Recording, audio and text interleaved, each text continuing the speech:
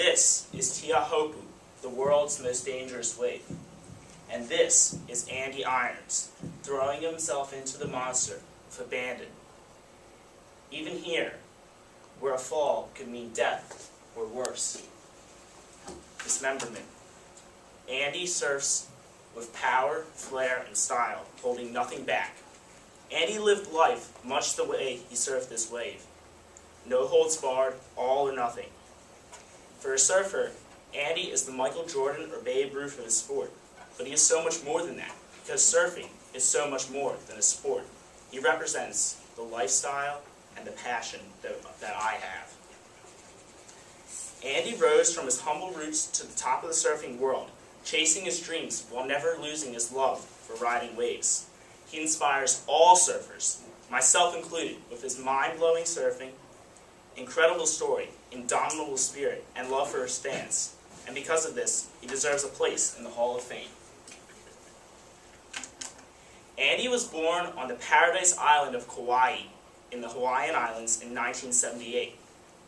As a child, his family is poor, his father Phil supporting him, his brother Bruce, and wife Danielle as a carpenter while they lived in a beachside shack. The focus of his childhood was surfing. He had been hooked on it since his very first wave, right there. He would surf every day, before school, after school, trading waves with his brother Bruce and honing his skills. Soon, the brothers' prodigious surfing skills would cause them to begin turning heads as they won scores of amateur contests. And his first real breakthrough came when in 1996, at age 17, he won the World Tour of Surfing stop at Pipeline, besting countless seasoned pros in powerful swell pushing 25 feet.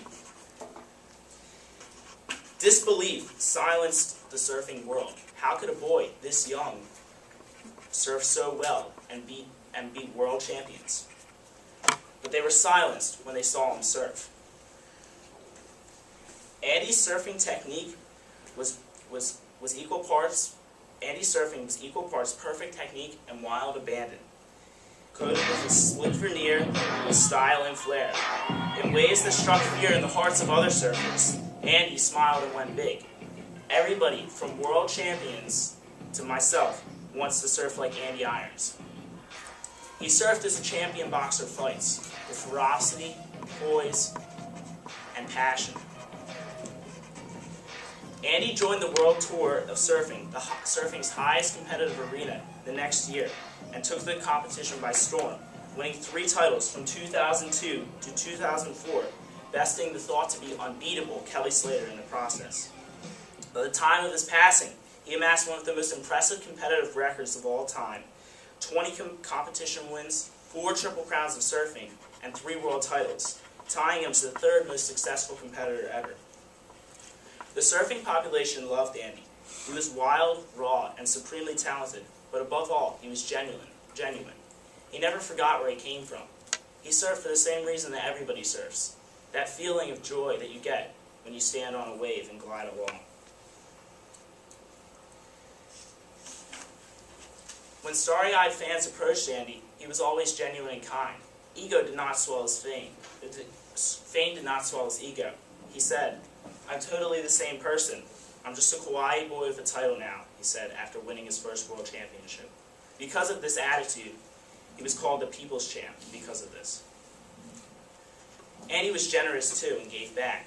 When he would come home from the world tour, he would give away boxes of clothes to the local kids at the beach.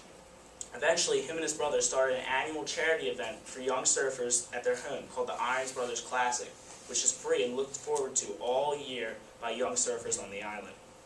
The story that epitomizes Andy's generosity was when he was on a surf trip in Baja several years ago. He brought only a board, his clothes, and a backpack. One day, while on the trip, a young poor boy from Mexico asked if he could have some of Andy's possessions. After explaining that he needed his board, he said he could give him his shirt, and he gave him his only shirt right off his back, to the delighted kid. I think of Andy every time I surf a big wave. Sometimes I'll get scared, like I don't want to drop in because I'm afraid I might get hurt. But then I think of Andy and other surfers like him, and how they surf fearlessly in waves so much more dangerous. And so I go, and it's always worth it. On November 2nd, 2010, tragedy struck, and Andy Irons died while battling with dengue fever at a layover in Dallas on a flight home to Kauai.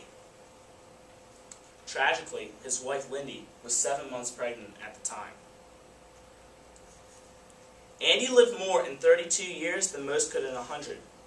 He loved his people and rose to the top of the world from the bottom. Though he is gone, the man, the legend, will always be remembered by surfers. Most will remember him because of his surfing. And though his surfing was what gave him fame, what defined him was that raw, indomitable spirit, his generosity and kindness, and his love for the people. That is what I'll remember.